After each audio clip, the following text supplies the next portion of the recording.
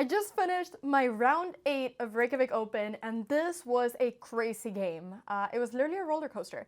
So, just like a lot of my games, I feel like. I was playing against Kenneth Fernandez, or Kenneth Fernandez. I have to say Fernandez in the Spanish way. He was American, he was rated 1842, and I had the white pieces. So today, luckily, the game started at 4 p.m., which gave me a little bit more time. So I went d4, he went d5, I went c4. He went c6, I went knight f3, and he played knight f6 here. And here I typically go knight c3, but I had prepared to go e3 because I thought that he was going to go e6, knight bd7, and I thought it would be a different opening, basically. Also, right before the game, I was panicking because I'd forgotten a part of my tripod. So my broadcast today, if you were watching the stream, I had to have my camera on top of 2 backpacks. It looked very funny in the playing hole, but I think hopefully looked nice anyways. But yeah, it was a bit chaotic. But anyways, so he went bishop g4 here, and I wasn't really expecting it. I went knight c3, he went e6, and now I went h3. So he retreated with his bishop, and I was considering here, like, should I go g4? That looked crazy to me. I ended up just going bishop e2. And after on bishop e2, he actually took the knight, which I thought was a bit strange in the moment, because, like, he went back, and then he took my knight. I thought it was a bit strange. But I took back very happily, and now he can't, well, he can take here, but if he goes here, then I can just go something like queen e2, and he cannot defend the pawn because then I just go knight takes, and we see my bishop will be able to pick up the rook. So that doesn't really work. So after I took back, he went g6. He went with this idea of fianchettoing the bishop, and I wanted to be a bit tricky. Like, I kept thinking about, like, my favorite chess quote ever, which is, just be as annoying as possible. And I try to be annoying. So, also, sorry that I'm looking over here. There's like a little duck that's right now looking at me. Quack. Okay, sorry. I was staring at that duck. Anyway, so g6. So I went b3. I wanted to be a bit tricky.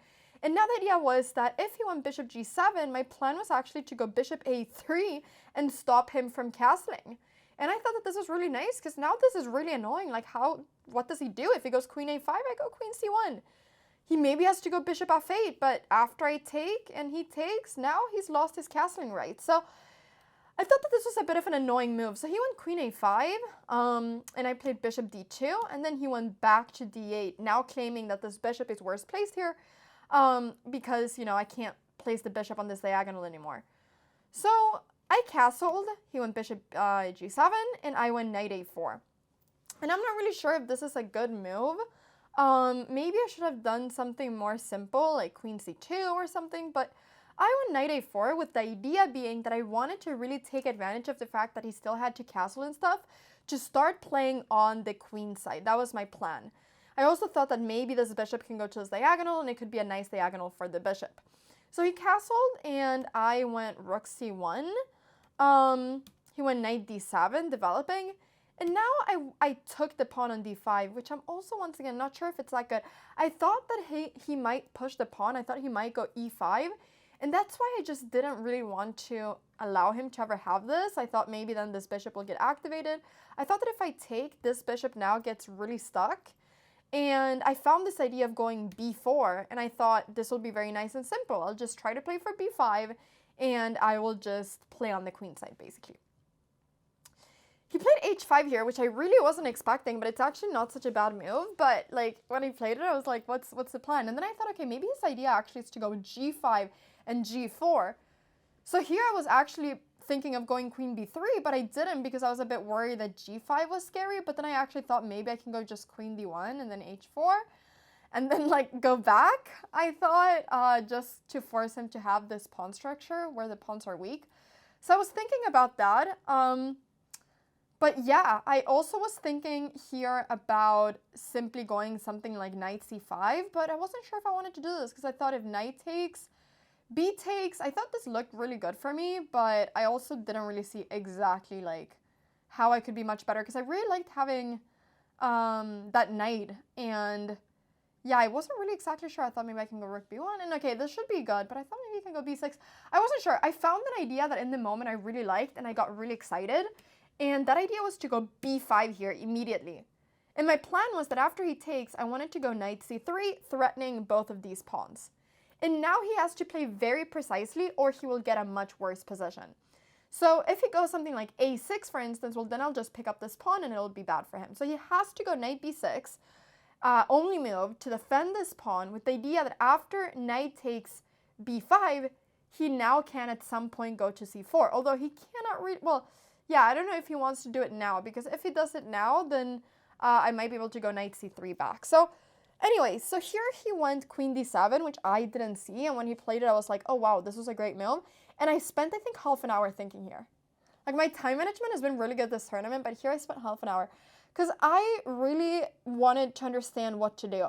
I saw a lot of different options. I saw queen e2 as one option defending the knight. I saw a4 as an option. I saw even knight c3 as an option.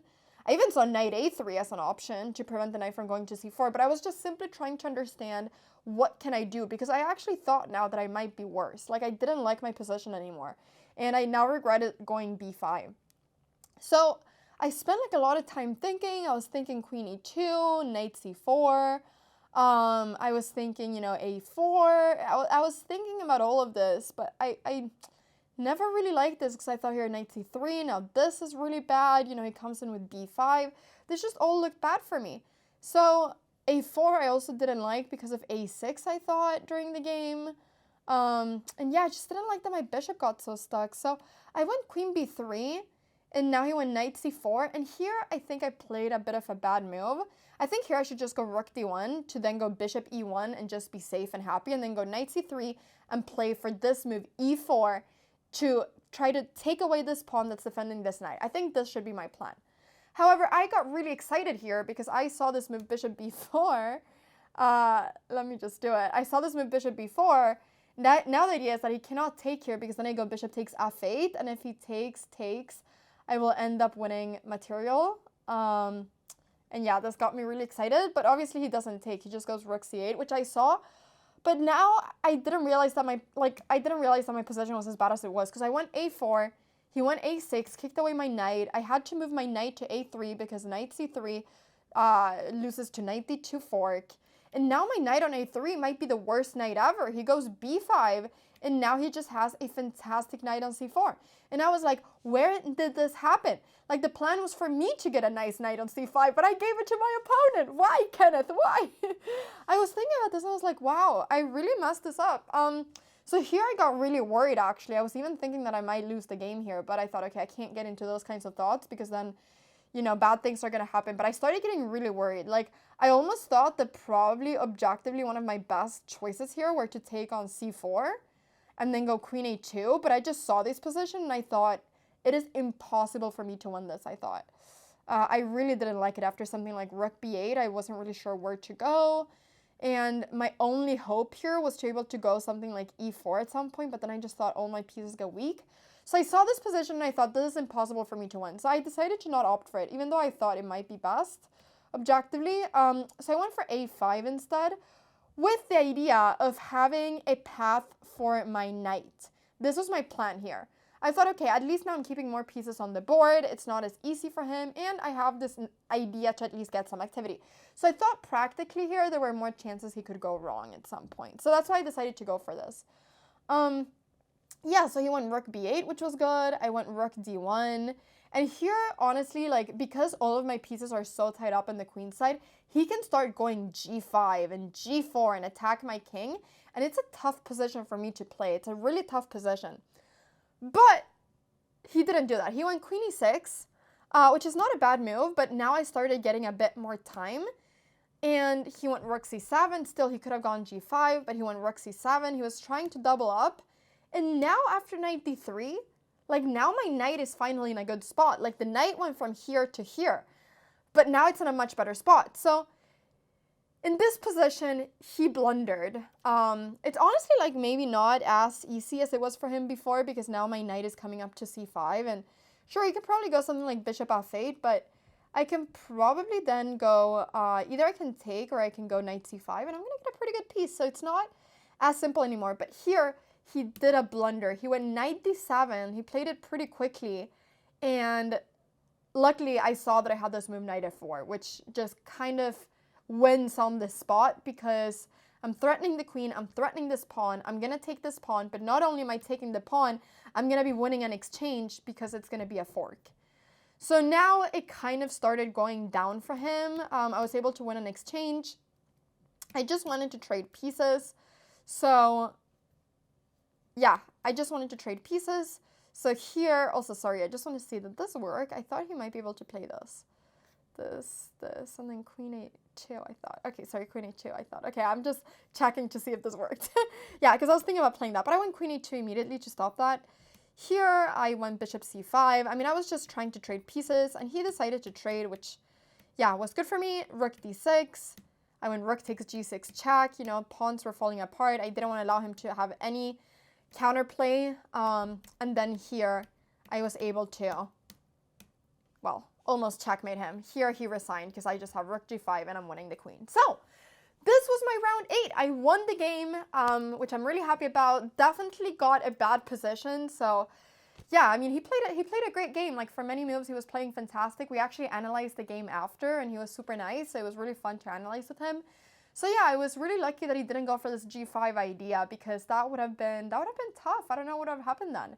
But I won the game. I'm on 4.5 out of 8 now, and tomorrow I'm playing my final round of the tournament. If I win tomorrow, I'm gonna have a great tournament. So I'm really excited to see how it goes. I'm hoping that I can win, because yeah, that would make my tournament fantastic. So yeah, I'm happy that I won. I'm gonna try to finish off the tournament very strongly. Thank you so much for watching this video. Hope you have an amazing rest of your day, and wish me luck for tomorrow. Wish me luck for tomorrow, final round. Okay, bye-bye.